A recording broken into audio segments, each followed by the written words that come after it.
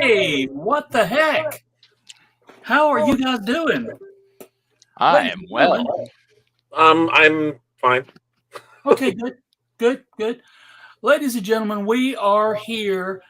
It is Thursday night. It is time for an American Sci-Fi Classics quarantine panel.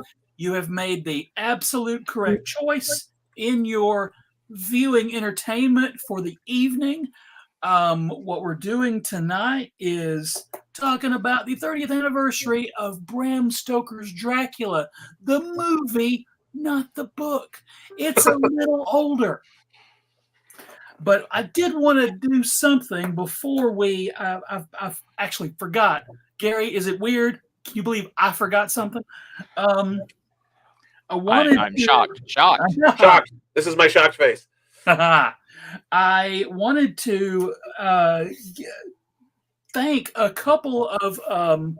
few of our awesome members of the Classic Track Clubhouse.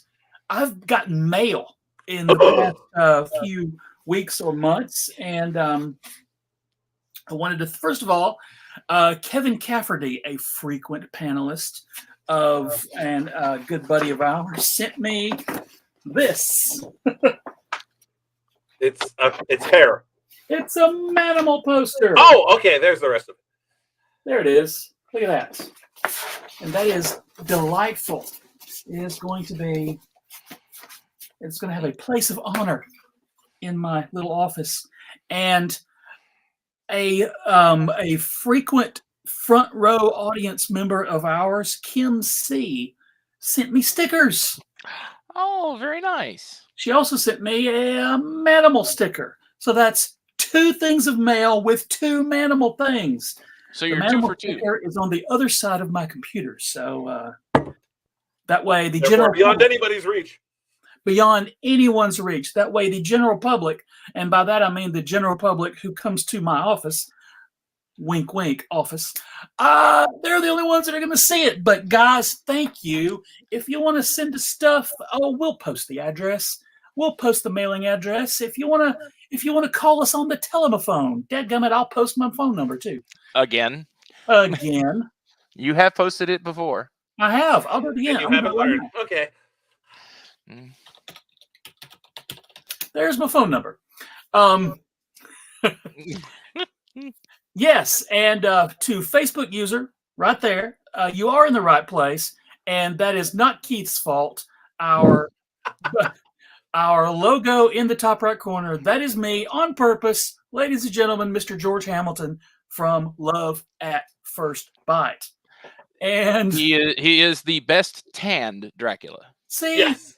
And arguably the only tanned Dracula. It doesn't make sense for Dracula to have a tan. Why not? Okay.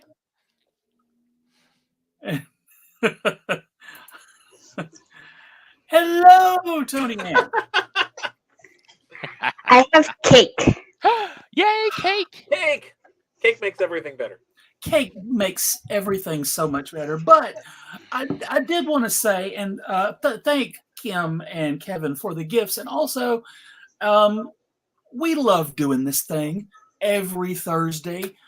We got feedback from tons of people saying that this kind of helped them, and it did help us when the whole just gesturing wildly at everything happened a couple of years ago.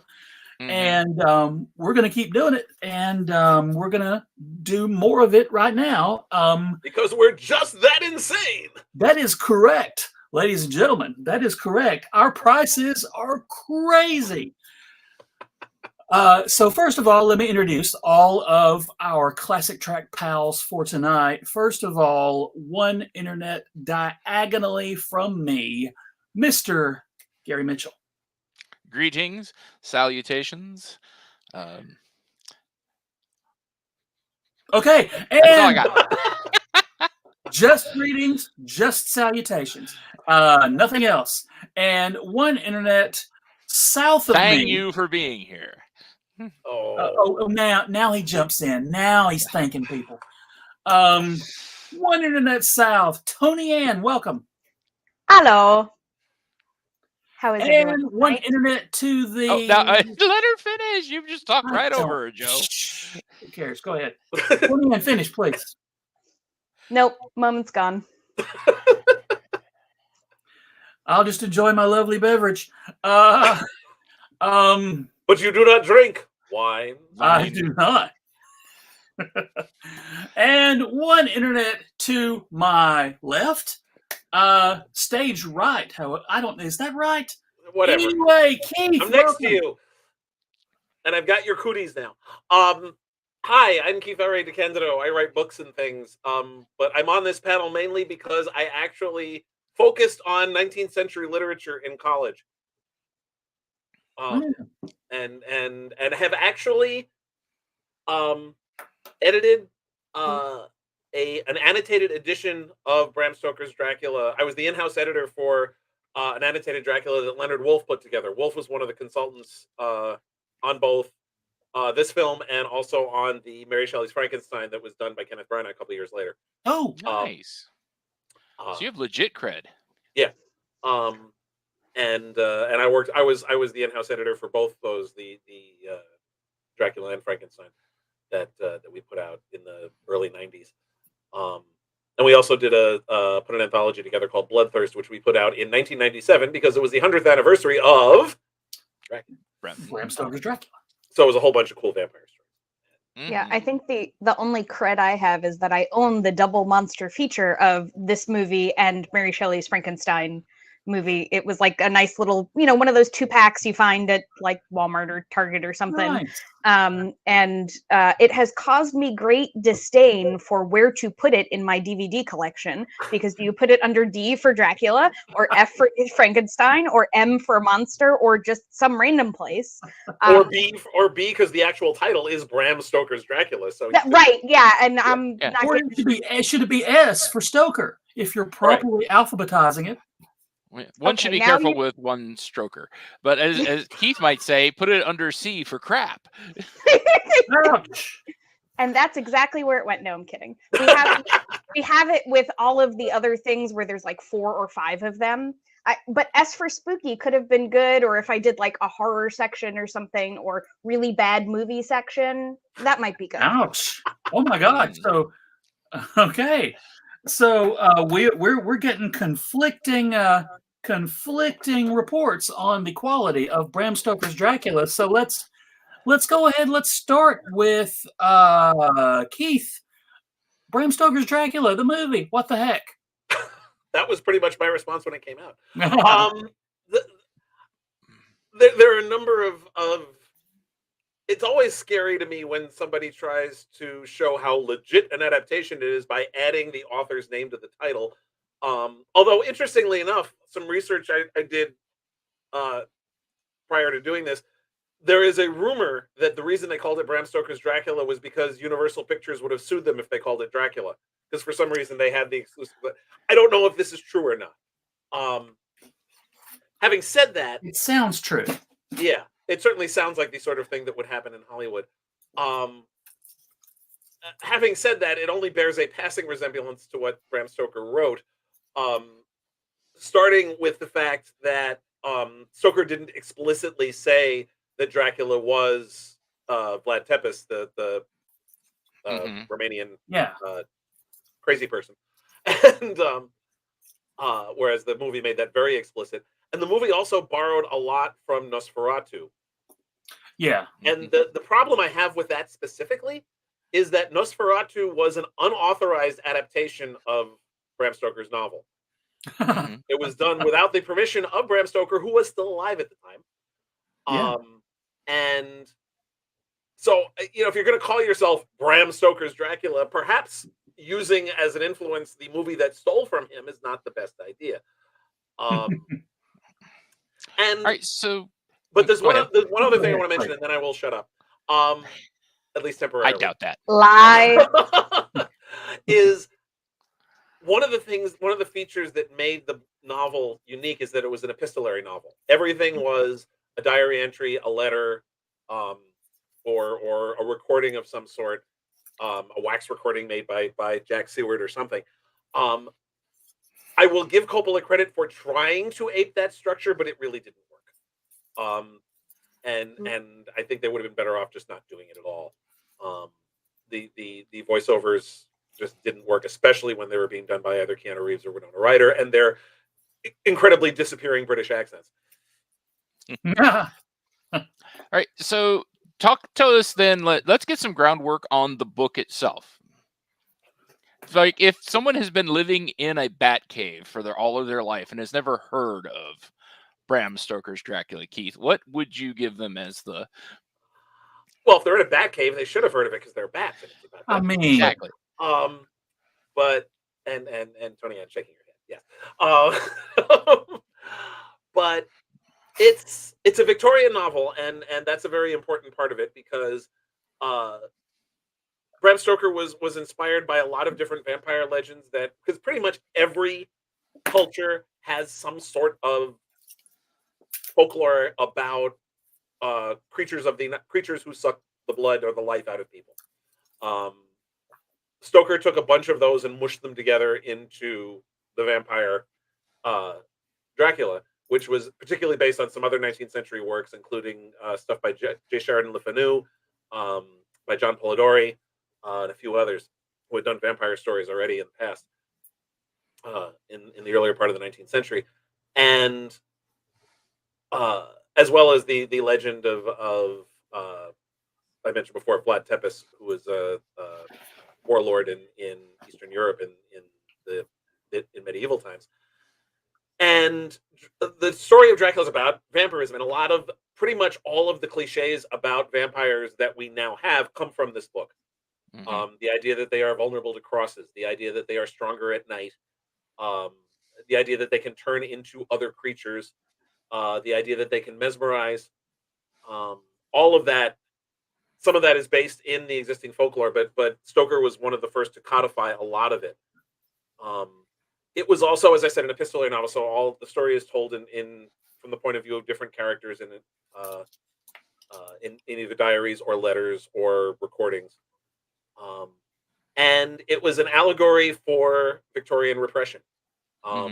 The vampires basically represented sex, and sex was bad. Mm-hmm. And the good Christian people had to fight against the horrible creatures of the night who sucked your blood and took your life and wanted to have sex with you. Okay. That's in a very slightly convoluted nutshell. All right. And there have been a zillion, of course, vampire things made. Oh, yeah. Over the millennia since then. Well, hundreds. 30 years or so. Yeah. Mm-hmm. Interestingly enough, rounding up. The most famous version, which is the 1931 movie with Bela Lugosi, wasn't actually based directly on the novel, but it was based on a stage play that was based on the novel. Oh. It was sort of a couple times removed. Bram Stoker. Yeah. I'm put the one up by our buddy Kyle. There we go. Yeah. That the what adaptation is the worst adaptation? That's a whole other panel. But between those two, I'm going to go with I Am Legend. Yeah, we should do that. And, worst adaptations. Mm-hmm. And Deb Werner, Keith, since you're the literature guy, from a folklore. There we go. Yeah. Yeah, there's a lot of good stuff about actual. Yeah, there's tons. Vampires and folklore, of which there are many kinds floating around. Right. So, Tony Ann, when did you see the movie? So we just watched it over the last 3 nights. Was that the first time? No, that was my question. When did you first see it? I caught it on TV. When they just had it running. Maybe like around Halloween or something. So I had never seen some parts of it because like the whole him turning into rats thing, I think either that or I repressed it over the course of many years. But I was originally drawn to it because it had so much star power. People that I really enjoyed. And Kyle and I were actually talking about this after we watched it, and it's just there's some okay performances and there's some really great things, but had I never read the book, right? Let's put me in a place where I've never read the book and just watched the movie. I would be going, what the entire, like, what is happening? Like, there's so much that's left out, and they do try to put the notes in, you know, the diary entries, and, you know, they try to do some of that stuff. But if you didn't know that it was based on a book, and you just watched the movie thinking Bram Stoker's the director, right? Like, and not actually reading the credits or anything, then you'd be like, what is this background? Like, what's happening?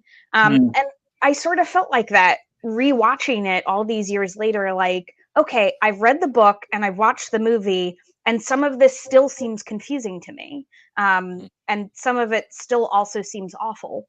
Not the worst thing I've ever watched, but definitely not something that I'm itching to watch again, except for maybe all the parts where Van Helsing is way over the top, because that was just wonderful to watch. Well, yeah, see, I saw it when it came out, and I fell in love with it because part of it is Anthony Hopkins understood the assignment, as they like to say these days. He knew exactly what movie he was in. Yes. And knew exactly what was required and delivered it. He is one of the there are about 3 or so reasons to always watch this movie, and he is 2 of them. Just the scene, like, when they're there's the scene after Keanu and Mina, or, you know, and get back to London, and they're like, oh, was she in pain? Was she in pain? Yes, but then we put a stake in her heart, cut off her head, and burned everything, and then she's fine. In the middle of a restaurant. That was the yes. And he's eating steak. Yes, the big roast. Bloody steak too. He is having an absolute ball every scene he's in. He's, you know, the one he's like, he's just the devil's concubine, as he's humping poor Richard E. Grant. If everyone was on calmly level, standing there while blood gets splurted in his face. Yes. Yeah. No, but he knows exactly the level of goth trash that this movie is, and delivers exactly what's required. Cary Elwes is great. I think Richard E. Grant does good job with what he has. Both of them don't have a lot, but what they do have, they do their best with. Poor Keanu Reeves is so out of his depth, though. Oh yeah. I mean, it's interesting. I recently and was actually with Tony Ann watched the Kenneth Branagh Much Ado About Nothing, which was roughly the same time, and it was fascinating watching, because, you know, we think of Keanu Reeves now and the wonderful work he's done, particularly like with John Wick and you know, Matrix movies and all that other stuff. And these are 2 movies in which both of them, in both doing Shakespeare and doing something vaguely resembling a British accent, he was just so totally out of his depth. And you know he's capable of better than that. And even at the time, he was doing better than that when he did like My Own Private Idaho and Bill and Ted. Yeah.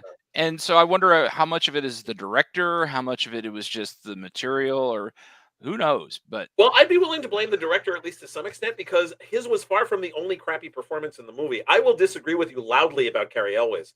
I think he was, and part of that was just the amount of time. One of the things I was looking forward to in this was that they actually included all 3 of Van Helsing's trio of helpers. So many of the adaptations will either drop people out or not include them all. But you had Seward and Holmwood and Quincy Morris, all of them. And you've got really good actors playing them in Richard E. Grant and Billy Campbell and Cary Elwes, and they don't do nothing. They may as well have cut them out. They served. Seward at least had a minor purpose, but like, I remember one of the things I realized reading the book was that Seward was one of the most important characters in the book. He's at least as important as Harker and about as important as Van Helsing, and he's got nothing to do. He barely is a presence, and when you've got 3 actors that good, you try to give them something to do. And maybe, you know, not have all the Vlad Tepes crap, or maybe cut down on some of the tiresomely lurid scenes between Gary Oldman and Winona Ryder having absolutely no chemistry whatsoever. Yeah.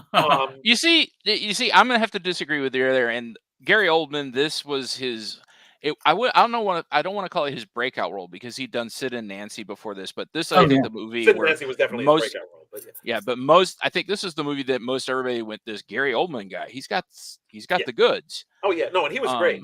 Well, he went through like 8 million makeup changes, and like he had to be the Beast Man, and he had to be the young guy, and he had to be the old guy, and he had to be the quiet guy, and he had to be the lover, and he just And the guy sitting in dirt for a long time. Yeah, there's a lot of dirt sitting in this movie. There was just so much for him to do, and he nailed a lot of it. Yeah. So my issue was just he and Ryder I didn't think he and Ryder really sold their scenes together particularly well. You see, I think he brings enough magnetism for both of them because but being in, I mean, we're talking 1992. The goth movement is really nascent, and this is one of the things that made a lot of people put on black eyeliner. This is a movie that, all that stuff with him. There's a reason we're calling the panel this. I've crossed oceans of time. I mean, I don't know a woman that didn't, even if they didn't like the movie, that line they go, oh. Did they not, in between Bela Lugosi and this movie, they didn't do Sexy Dracula? Well, oh, yes, they did. Frank Langella. Yeah. Okay, never mind. I stand correct. I forgot about Frank Langella. Yeah, Frank Langella is one, which this is a whole other panel, was pretty much the first one to really. Who would argue that Christopher Lee was a pretty damn sexy Dracula? Oh, sure. Yeah. Well, yeah. Yeah, but the Langella one really were there with leaned him as Dracula and Peter Cushing as Van Helsing. Yeah, Christopher Lee is pretty much my go-to Dracula, but that's all. Again, that's a whole other best Dracula panel. We may have to do that. Yeah, we're gonna have to. But yeah, I mean, just like there's a lot of people that saw a lot of these scenes and were like, okay, I want to dress like that. Yeah. Put me in a cravat. Yes. By the way, there was cravats. There was a comment Tom Morris made that Keanu Reeves was not really a major box office star in '92. He was. The studio wanted him for the role. Okay. Very specifically.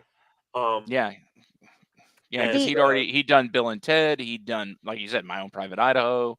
Parenthood also. Parenthood. Yeah, I remember him. In Parenthood had already happened because I was like, well, that's Keanu Reeves. Yeah. What the heck? Yeah, he was part of why they grabbed him. He was one of the yacht. Yeah, he was one of the new Hollywood young hot stars, which is also as was Winona Ryder, who was in a lot of much better movies in which she performed much better than she did in this one. Tellingly, in all the others, she was allowed to use her natural accent. And honestly, that was half the problem. I mean, if the contrast with Much Ado About Nothing, where they cast a bunch of American actors but did not ask them to speak in a different accent. Michael Keaton did anyway because he was doing Dogberry from, the Third Ring of Hell, but which was awesome. But Robert Sean Leonard and Denzel Washington and Keanu Reeves all just spoke in their normal voices, and it worked just fine. And I kind of wish they had done that here, even though, the Harkers are supposed to be British, but they just, or at the very least, somebody should have kept them on point because the accents kept wandering. It was Kevin Costner and Robin Hood all over again. Yeah, I will never say that this is a movie to watch for the performances, except for Hopkins and Oldman. For me, this is a movie to watch. And Tom, oh God, Tom Waits is so good. Amazing. Tom Waits was born to play Renfield. And I say that as a huge Tom Waits fan. Yeah, he's absolutely amazing. Every scene he's in, you can't take your eyes off him. Yeah. But for me, it's worth watching because it's so lush. It's so gothic. The stuff they do with the shadows, like watching it again tonight, like every time Dracula is doing something and his shadow is behind him doing something else, or when Keanu's wandering through the castle and the shadowy hand is moving behind him. I mean, this movie is visually gorgeous, and it has some of the best transitions. Yeah, the aesthetic is very pleasing. it was a lot, even though the graphics were like the blue flames were very like, okay, this was made in the night, okay, I see what's going on here. But the music was also really good, like when at the end where they're racing against the sun, and that it's crescendoing and it's doing its thing, and are they gonna make it, and you really kind of get invested in that. And I think that all of that was well done. It just was, there are certain points that just really fell flat and made me be like, nah, I don't know that I want to watch this all the time. But there were definitely certain parts. I mean, if we could just have a Van Helsing track, I'd watch that. The speaking of the blue flame, by the way, it's something interesting that I hadn't realized until this watch of the movie. That blue flame is literally the only special effect in the movie. Oh, yeah. Everything else was done with camera trickery of one sort or another, which was Coppola's specific desire. In fact, he had to fire the first group of visual effects people because they were saying, "Oh no, you can't do this without special effects," and he fired them and hired his son, who then proceeded to do. That was really impressive. I realizing that now, I was even more impressed with the look of the movie. That all of that was accomplished with camera trickery. That would have been all that would have been available to the filmmakers back in 1931 when they made Bela Lugosi. Yeah, I mean, like there's the great shot of you see Harker's diary very much in the front frame of the camera like that, and then there's Keanu in the background doing his thing, and it was like it'd been there for like about 5 or 6 seconds where I realized, oh, that's the actual book, like right in the camera. And I remember them talking about how they did, they hired a shadow puppetry guy to do a lot of the shadow stuff behind them. Coppola originally wanted to do the whole opening sequence as shadow puppets, but they convinced him not to do that. Yeah. But everybody loves puppets. Yeah. Seriously. Yeah. They make the best bands. So, and I believe Tom Morris was saying, is it fair to say that the opening origin was 10 times better than most of the movie? I love that opener. It could be a short film on its own. I don't know. It kind of lost me when he stabbed the cross and 18 gallons of blood came pouring out of it. Yeah. Come on, buddy. Because I've been to churches in Europe, and they don't usually fill the crosses with blood, in my experience. Like 14 gallons, supernatural. 14 gallons max. 14 gallons max. Well, and then the part where when Lucy dies and she explodes in blood, basically, and then all of a sudden she's whole in her casket. Then the really bad makeup job they did on her when she's in her wedding dress, and I'm like, what, guys? Come on. I had a tremendously funny scene in the Leslie Nielsen Dracula movie. Yes, but I'm loving it. Beyond that, yeah. I have to tell. Was actually quite good. I thought it is. It really is. Oh yeah, I do have to tell this story. When this movie came out, I was working in a movie theater, and I was dragging friends to go see it, and because I was in love with it and like the music and all this stuff, but I had already seen it like I think twice at this point. And I bring a friend, and we're watching that, and Lucy dies. And I know what's coming as it cuts to the parlor and her in the glass coffin. And just as it pulls back and we're starting to see everybody, I lean over my friend and go, wouldn't that make an awesome coffee table? And he about fell on the floor laughing. I mean, it would make an amazing coffee table. You're not wrong. Yeah, you're really not. So, Keith, you brought up a point earlier, and Kyle kind of touches on it here. I never made the connection about. Of course, I knew about Vlad Tepes, and I knew about Dracula separately, but this movie and the inspirations thereof of Vlad onto Dracula, but had they really not ever in fiction made that connection? Well, Stoker did. I mean, Stoker did not make it explicit. That's what I'm saying. Yeah. Yeah. Others did. Other tons of people. Yeah, later. Since 1897. Yeah, lots of people did. And probably Coppola felt he had to include it because that had pretty much embedded itself in the lore. by the time the 1990s rolled around. Yeah, yeah. Everybody Now- just assumed. Yeah, but Do you I think- I agree with what Kyle said. I there wasn't really any value in Well- unless you want to make him more sympathetic, but he's not sympathetic. Well, I No. think in this Exactly. movie they do that because this movie is trying to sell you a love story. Yeah. This movie is trying to sell you a love story between Dracula and Elisabetta/Mina. I have So- crossed oceans of time to find you, which is a great Right. line. So I mean that's kind of Somebody go to that why right I there. think I think that's the whole reason that prologue is there, and that's because that is the central core of this movie, is that, which is also, I know, a lot of the problems some people, especially purists, have with it, because Dracula, like you said earlier, is about sex. Oh, yeah. This movie's about love. Ooh, But it's also Love- about scary. It says there's Yeah, I mean, Monica Bellucci is one of the vampire, and them all conspiring to give Keanu Reeves the world's bloodiest blowjob. And Yes. but Mina even Yeah, said, there's- she's like, "You're the reason why Lucy's dead, but I love you anyway." Like, yeah, it's like you killed my best friend, but I'm still in love with you. And it's you're like, still kind of hot. Yeah. Mhm. yeah, and it's Again, it's the look and the wordplay.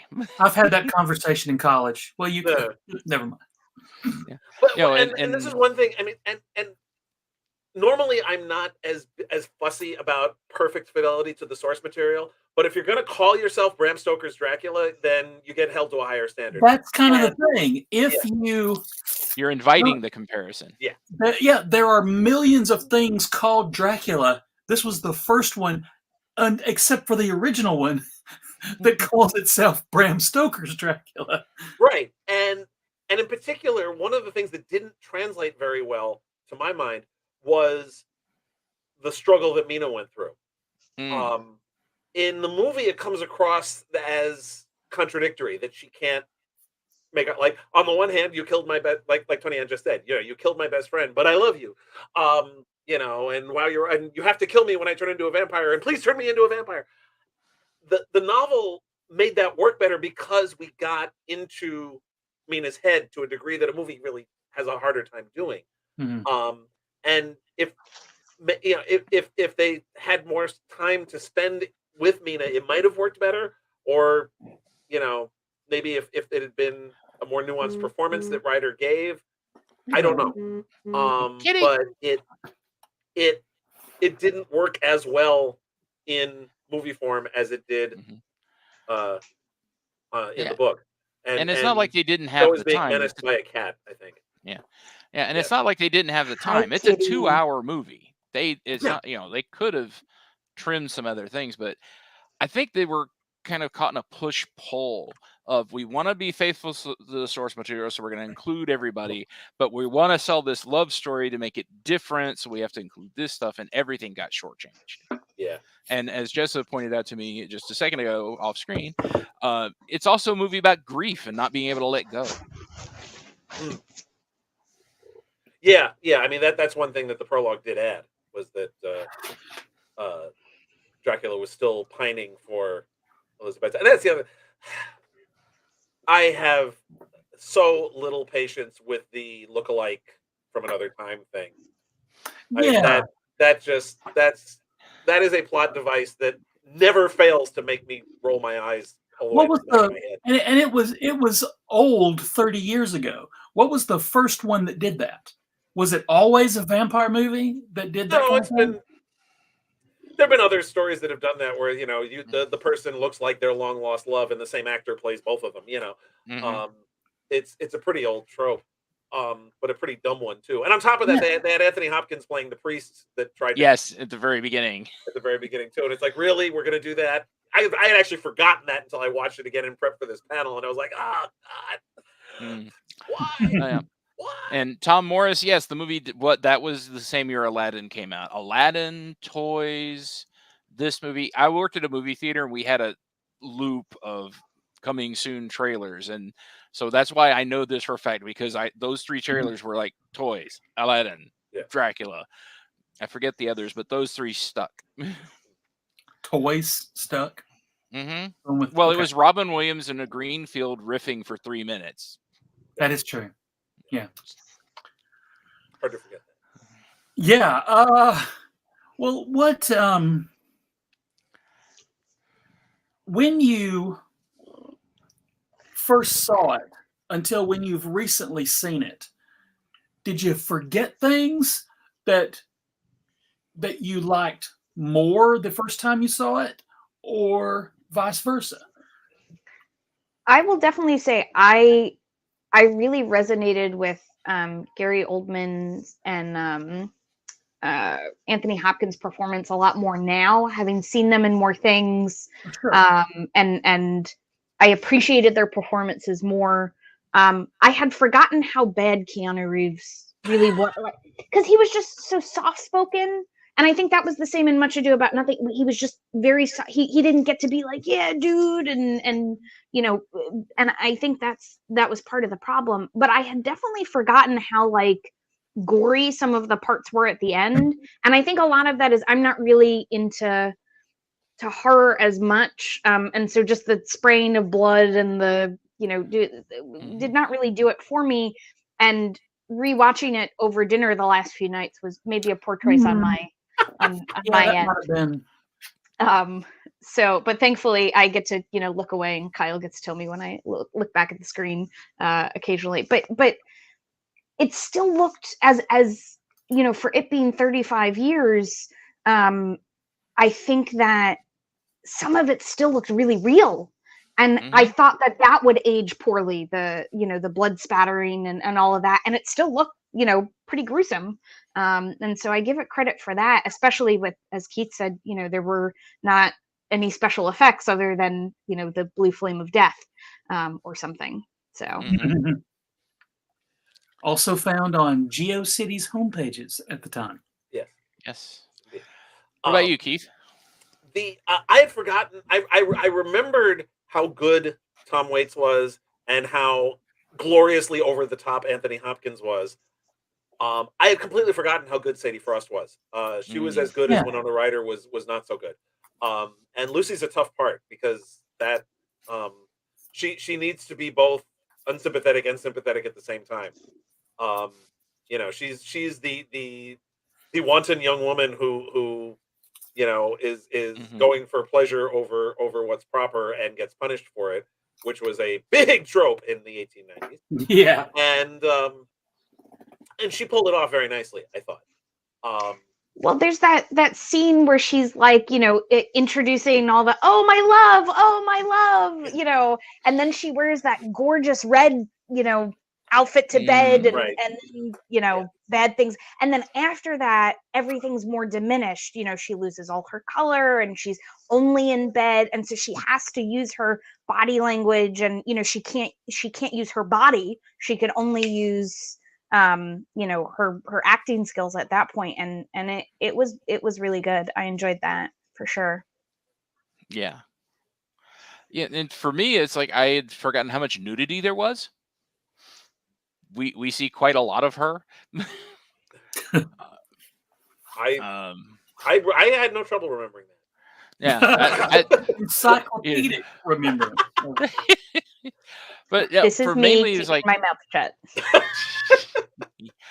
But yeah, I mean, the main thing was like it was mainly just getting reacquainted with it. Remember, oh yeah, I knew I loved Anthony Hopkins in this, and I agree with Tony Ann. It was like, because my opinion on it was like, oh, maybe people were giving Keanu a hard time. Maybe it's better, and I defended him, and then I watched it again today, and I'm just like, oh no, he's as bad as I think we would think differently about Keanu Reeves' performance had he always been like here. But instead, his performances do this. Yeah. At the time, they certainly did. But then they've kind of leveled I'm going off screen, but they've gotten way better since the time period. He has improved with age significantly. Yeah. But it's just, I like this. Like we were talking about the music earlier, it's like I always love the score. The score is iconic for me, especially when the brides are seducing and getting being fed the baby, and you're getting the da, da, da, da, da, da, and you cut to the Oldman doing that. I mean, that just echoes in my head every now and then. He When is you're eating again. babies, Gary? Yeah, when I'm eating babies. It happens. Yeah, and So here's a question. Here's a thinker from our friend Kyle. My take on that is that this is part of Dracula's mesmerism and his hypnotism of her, because that's a big part of this. He's telepathically influencing her. Mm-hmm. Yeah, before he even gets to which is another reason why I have a hard time calling this a love story. Because there ain't a whole lot of consent on Mina's part here. Yeah. Oh no, this is. No, sorry, Tony. Go ahead. Just because she looks like his lost love does not mean that she's the reincarnation. That's what we're led to believe, and that's what he's believing. But it is very possible that she could just be someone who looks like, and there's no, if that's a thing that was for real, sure. But if not, she has no choice because he's completely putting all this stuff in her head. There's no textual explanation of, yes, for sure, she is the reincarnation. It's just Dracula who thinks she looks cool because his girlfriend way back then looked cool. Well, I mean, was his actual one. Yeah. Well, and you can see it in just when we're watching the movie. It was called the movie of stalkers. Because all the guys are pretty much stalkers. But when he first shows up in London, she is 1,000% correct. Yes. Yeah, and he's like, "See me," and she turns, and then she's like, "Good day, sir. Have you met my husband?" And then he's like, and and then suddenly she starts to "Oh no, I was the rude one." Jessica's going, "No, you weren't. Go, no, you were not. Run away! Turn around! Go back!" Yeah, I was like screaming at the TV, like, "What is wrong with you? He killed your friend. He's obviously bad news." And the movie doesn't give us. They do that movie time, right? You don't really know how time has passed, and the letters sort of do a little bit. It took weeks to travel or whatever. Yeah. But there's like one point they see July, and then suddenly it's Christmas. Yeah. It's just there's none of that, and you don't really have an idea of what's happening, and you're like, why is she being nice to him? Like, smack him with something. Because of the because of the woo. The woo will get you every time. Yeah. Oh yeah. It's like, hey, here's an escaped wolf from the London Zoo. Come pet it. Let's drink some absinthe. That's what could possibly go wrong? What could possibly go wrong? That should be the subtitle. Bram Stoker's Dracula. What could possibly go wrong? Yeah, but I'm not going to say this is the first, because it's absolutely not the first vampire story to lean on the love story angle, but it was certainly one of the bigger ones. I mean, and as Kyle points out, it's like, I didn't buy it as a love story. No, but they were selling it. I'm not saying if you may not agree with it, but that's definitely what they were selling. And yes, especially I kept the receipt so I could return it. Yes. No. Because it was. Yeah, I mean, like Jessica said, this was the movie of stalkers and the women who inexplicably can't get away from them. Yeah, well, it kind of feeds into that nice guy narrative of, if I just pester her enough, she'll come around. Yeah. And yes, it is the backbone of most vampire stories, but then the vampires are supposed to be actual bad guys, and they keep trying to make us sympathize with Dracula here. And no. And that's a problem I've had with a lot of vampire fiction in general. Is a lot of them tend to do that. I mean, even the Langella one kind of does it a little. I much prefer my vampires where they are legit monsters, like Lost Boys. Yeah. If he hadn't had the 3 wives, you could maybe feel bad for him that he was spending all these years alone, and he got crazy in that castle, and he couldn't die, and now he finally sees his one true love. Like that, I could almost buy. I could feel a little sympathetic. Yes. But no, he was doing it with the whores of Babylon, as Van Helsing said, and was just and feeding them babies from the locals. Van Helsing and my grandmother who used that expression. And then cast him aside. Did you just call me a grandmother? No. My grandmother. Oh, okay. I was like, All the Joe, time. we're not playing that Mhm. game. Yeah. But and then just the minute he sees a newer, better, love, he casts them aside and is like, "Oh, have this man and do whatever you want with him." And it's like, no, I don't feel bad for you at all. And Yeah. and again, in the novel, Dracula is undoubtedly a monster. Mm-hmm. He's the bad guy here. Yeah. And there is absolutely no sympathizing with him. He is Mina is spending the entire novel fighting against what he's trying to do to her. Mm-hmm. This Yeah, and isn't a tragic he's- love story. This is Mina trying very much not to be corrupted by him. Yeah, because he fits in. Wasn't it a movement at the time of the evil foreign count or the evil foreign noble coming to London to ruin it? Which was his plan, right? He was buying all the land. There was some of that was also there was a certain amount of influence of Lord Byron as well, who was British but lived on the continent for a lot of his life. One of the vampires that Stoker based Dracula on was Lord Ruthven from John Polidori novel called The Vampire, and Lord Ruthven was a very thinly disguised Lord Byron, and he'd make a good vampire. He would have made a good vampire. And there was a lot of Lord Byron in that too. Making him an exotic Eastern European count made it easier for them to other him in a sense, when Stoker was writing, because Eastern Europeans were weird and had strange customs and wore weird clothes and stuff. So you could pull that off. I am excited that in the comments, we only got 45 minutes in before somebody mentioned the Bangles. Yes. Thank you. Yeah, yes, indeed. Yes. But kind of sticking with that, the music though, I mean, again, that score is incredible, and that Annie Lennox song. Ugh. I had actually completely so forgotten about good. that song until I watched it again. I actually sat through the credits just to listen to the song. Yeah, I mean, I the credits anyway, but yeah, and frankly, that video is well worth watching. It's really good, but that is a very haunting and a fitting love song for a vampire. Yeah. So one of the other things, though, I think it does right, and I touched on it a little bit earlier, kind of jokingly, is the costuming, though. Yeah. Oh yeah, it was wonderful. I mean, every single outfit they put Gary Oldman in, both when he's old and he has that 75-mile long red robe. Yeah.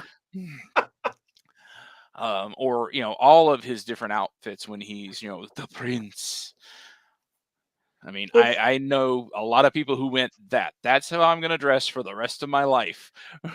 If it wasn't so hot in Atlanta around the time of Dragon Con, I'd love to cosplay as that, have a nice fitted suit, but no, I would die. It would be bad. Mm-hmm. It actually won the Oscar that year for best costume design. Oh, fitting. Well deserved. And I'm trying to find the name of the woman who did costume. It was a Japanese woman, and I can't remember her damn name now. There it is. Aiko Ishioka. Nice. Mm-hmm. Well, like we're closing down to coming down to the end of time, but not the end of time altogether. As far as we know, have we crossed the ocean? Smaller ocean. Yeah, this is more of a puddle. A puddle of. We have crossed puddles of time to get here. Puddles. 48 minutes. That's what Puddles of Time is the name of my next band, by the way. There you go. POT. But if Dracula was talking, I've crossed puddles of time. I've crossed 48 minutes for you. But then my bus arrived and I had to go. And then my bus arrived and I had to fit the giant train of the red outfit onto the bus. And then it got caught in the door, and it was a whole thing. And half your train is still on the street. Dragging it in again. Okay. Did you have a point there, Joe, you were going towards? Nope. Okay. Well, I also want to give a shout out to Sarah Split made a comment of that in horror, lighting and sound is a huge impact. And this movie, I think, does both of those very well. Yeah. I mean that Coppola guy isn't too bad as a director, but Mm-hmm. That's kind of the thing that no one. Generally, you come to a vampire movie for the vampires. Nobody came for the director before, or nobody came to a movie with a director of that magnitude on a monster flick before. But Coppola, like you said, Coppola is Well, and whatever even in his bad movies, they always look good. Yeah. He's always been great at capturing just the perfect lighting and the perfect visual imagining of whatever he's doing. And this is no exception. Yeah, and it did make an impact. I mean, it did very well at the box office, and it led to a lot of let's find an author who wrote a horror that's like highbrow. That was the other thing, is it kicked off like, okay, we're going to do Mary Shelley's Frankenstein. We're going to do other classic monster versions, but they also tried to class them up to varying degrees of success. Yeah. When we get around to doing the Mary Shelley's Frankenstein panel, I better be on it because I have words for that movie. Mm-hmm. There are lots of is around this time period, Gary and everybody, I guess, was there a better vampire movie around Near this Dark? time? How far away from Near Dark, I think, is like 87. Okay, well, only about 5 years earlier. All right. Yeah, and this was how far are we from Lost Boys at this point? I think Lost Boys was 84. So we're if only we had some way to find this. It was 87. 87. Okay, so yeah, 87. Again, within 5 years. Yeah. So we're still 5 years away. 5 years past the last two really good vampire movies. So people were like, "Ooh, vampires!" And then this thing. Well, comes that's the other also, thing too. Is like there was the Tom Cruise Interview with the Vampire. Interview with the Vampire was like 95. It was 94. Oh, okay. It was only 2 years after this. Huh. Again, but in the 80s, honestly, the success of this movie has probably helped get Interview with the Vampire off the ground, because the movie rights have been bouncing around for almost since it first came out in '77. Yeah. And I think I mean, yes, having Tom Cruise and Brad Pitt attached to it helped, but I think the success of this film probably had a lot to do with getting it finally moving. Billy Brooks' Innocent Blood, I believe, was 95, 96 in that era. But yeah, Daisy Split mentions The Hunger, which was early 80s. But that was the thing, is like it seemed to there was like between The Hunger, Vamp with Grace Jones, Innocent Lost Blood was Boys. the same year as this. Oh, okay. It was 92. But there was a push to kind of like modernize vampires and punk vampires and do something different with them. And this was kind of a halt back, like Fright Night was, to go back to the classic vampire. And Anne Rice was a big part of that too, from because the success of Interview with the Vampire, and especially of the Vampire Lestat in the 80s. Yes. Yeah. Yeah. Yeah, that had a huge. You want to talk about kicking off you want to talk about inspiring the goths? I mean, there. And for that matter, the Buffy the Vampire Slayer movie. The original movie was around this time, the original one. Yeah. So let's do this. Let's go around. If you are on the interwebs and you'd like to be found, everybody tell where you can be found. Tony Ann. So I can be found on Twitter and Instagram and a bunch of other places at Jersey_Devil86. Not because of Devil stuff, but because I like the New Jersey Devils, like the hockey team and things like that. But they're also, whatever. And hockey team is that what you cheer when you go and see them live? Whatever. Well, usually we just say Rangers suck, because the New York Rangers suck. And I'm happy to say that on recorded live internet fame.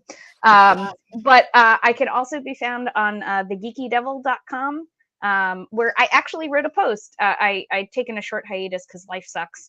But I finished the first season of Enterprise, and it was a season finale, season opener, like kind of those two-parter ones. So I wrote about Shockwave. and its terribleness, because there was time travel shenanigans, and we all Keith know how I doesn't know feel about anything about shenanigans. Star Trek. No, he knows not a thing. But I'm trying to not let him lap me because I'm going through Star Trek for the first time, and he's also doing Enterprise, and I had gone past him, and then I took a really long hiatus, and now he's almost caught up with me. So I'm determined to not let him lap me. So, but you could find me in all those places. And Keith. If you search for Keith DeCandido on the internet, I'm the only one who's going to turn up. You can, if you go to decandido.net, you will see a really terrible website that is going to get updated some year, or not. But either way, it is a link dump to all the places where you can cyber stalk me. I have a blog at decandido.wordpress.com. I am on Facebook under my name, this name here. And I'm on Twitter. I'm on Instagram. I'm on Tor.com. I'm on YouTube under Crad COVID Readings. I am on Patreon, also under my name, patreon.com/Crad, where you can read my book. You can find me on Amazon.com or BN.com or whatever your online book dealer of choice. Look up my name, and you will see a ton of really cool books, and you should go out and buy all of them. Every single one. And he should also mention that you can read a lot of his writings on Tor.com, where he writes amazing articles that you will enjoy, including one also about Star Trek. And if you don't like reading, which I don't know why, but his Patreon has cat pictures. So, and his cats are really adorable. And coming to us tonight from within the folds of Gary Oldman's cape, Gary Mitchel, tell people where you can be found. You can find me on the Twitter here, usually annoying people of a particular political background. You can find me here every other Thursday, although we are back next week for a special episode. And I am part of the Good to Be a Geek Network, which has several podcasts that have started production and will be coming to a podcast player of your choice very soon. And Tony Ann's telling the chanting reminds me of my favorite sports chant story, which I'm going to tell because we have a minute. Apparently at a soccer game, it was Scotland versus Germany, and the Scottish chant was, "We hate England more than you." Yeah, so I have been at Devils games that were not against the Rangers. So I'm living in Raleigh, North Carolina now. So I go to see the Hurricanes when they play the Devils as a backup. And I have started a 1, 2, 3 Rangers suck chant, and people will join me because we all hate the Rangers. And for good measure, my father is a Rangers fan. Together. Yeah. So I like to annoy him, and he hates the S word. So it's even better for me to say that in good fun. But yeah, it's like a thing at NC State, my alma mater, and where I work. We don't like the UNC Tar Heels, and so we will often say things like it's in our school song about not liking UNC Chapel Hill. So like that's just a thing that's part of my culture is saying things about people that we're not even playing. So it's good times.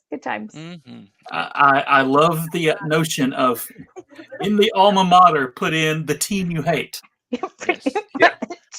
Like if in Auburn's alma mater was Alabama sucks, that would be something that we would have done. But where can they find you, Joe? Where can they find you? Oh, hey, you can find me here with Gary and Keith and Tony Ann and a, dare I say, plethora of nerds and geeks from around the galaxy. And you can find us in live action at various cons coming up, including Keith a bit Heliosphere coming up soon. This weekend, yeah. This weekend. Yeah. And tomorrow. Tomorrow. So go up and ask Keith his opinion of the New York Rangers. And I don't have one. Oh. I don't follow hockey. We'll ship the Rangers are a team that exists. That is, you are correct. And apparently they suck. I'm willing to take Tony Ann's word for it that they suck. Okay. Oh, there you go, people. You have it on record. Yes. So do this. And to find me, of course, on Facebook.com/group/American Sci-Fi Classics. And We have hours and hours and hours of quarantine panels on our YouTube channel. And most of them are good. Most of them are good. Some of them are great. All of them tolerable. And some of them don't have Joe. That's correct. Really? A couple of weeks ago, I wasn't even on it. Is that allowed? What do you like? Have a life or something? When did this happen? No, I do not.